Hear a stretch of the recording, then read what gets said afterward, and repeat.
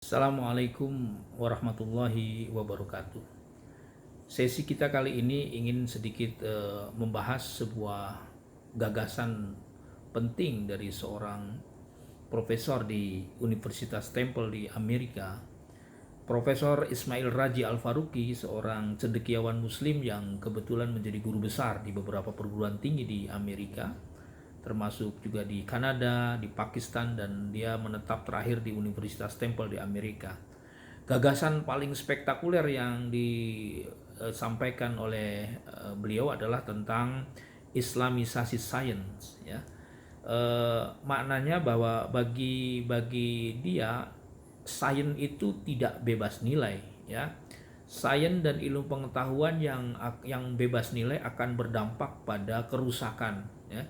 Jadi kerusakan dunia, kerusakan peradaban itu salah satu faktornya karena ilmu pengetahuan tidak lagi terikat oleh nilai, ya. Dan ini bermula ketika abad-abad ke-15, ya. Ketika terjadi Renaissance di Eropa, Aufklärung di Prancis, dan revolusi industri di Inggris, ya, sampai menjelang abad ke-20, di mana ilmu pengetahuan menjadi Tuhan, ya. Kecenderungan aliran modernisme ini atau gelombang modernisme itu menuhankan ilmu pengetahuan dan kemudian melupakan aspek-aspek nilai.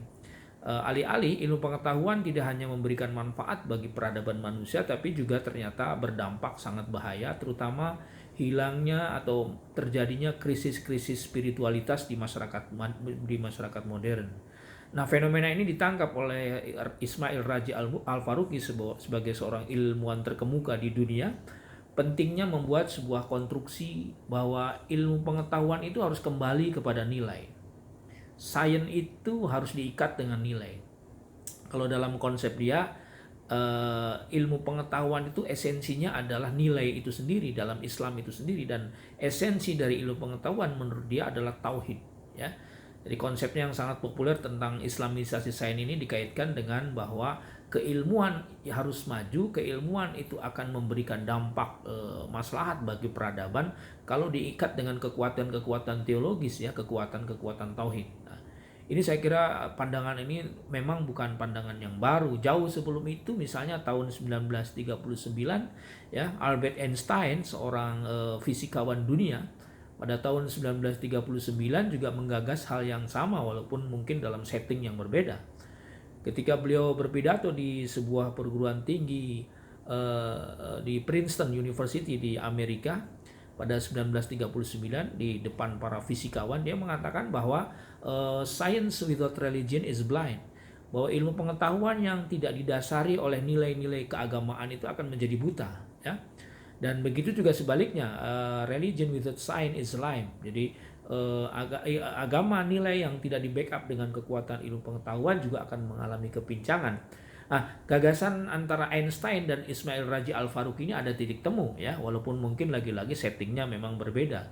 Sebagai seorang ilmuwan fisika dunia, Albert Einstein menyadari betul bahwa teori-teorinya tentang fisika yang dikembangkan itu ternyata kalau tidak di backup dengan kekuatan spiritualitas akan menjadi bahaya besar bagi dunia. Nah, oleh karena itu dia merasa perlu bahwa di ilmu pengetahuan itu harus dibentengi dengan nilai-nilai spiritual. Bagi kedua tokoh ini, baik Ismail Raji Al-Faruqi maupun Einstein, ilmu itu tidak free value, ya, tidak bebas nilai, tapi harus diikat dengan nilai. Itu teori dua tokoh besar dunia, dan apa relevansinya dengan konteks kita sekarang, ya.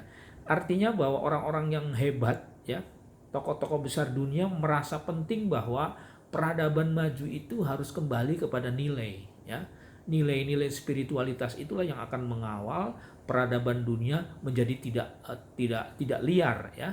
Ilmu pengetahuan, teknologi, sains yang tidak di backup dengan kekuatan-kekuatan spiritual akan menjadi ilmu pengetahuan yang liar dan tanpa nilai, sehingga manusia mengalami kegamangan dalam konteks dunia modern ini. Oleh karena itu, saya kira apa yang digagas oleh Ismail Raji Al-Faruqi, ya, sebagai seorang ilmuwan terkemuka, begitu juga Albert Einstein, ini patut kita jadikan sebagai inspirasi buat kita bahwa ke depan apapun profesinya, apapun keilmuan kita, apapun disiplin kita, harus kembali kepada nilai, kepada agama. Mudah-mudahan bermanfaat. Assalamualaikum warahmatullahi wabarakatuh.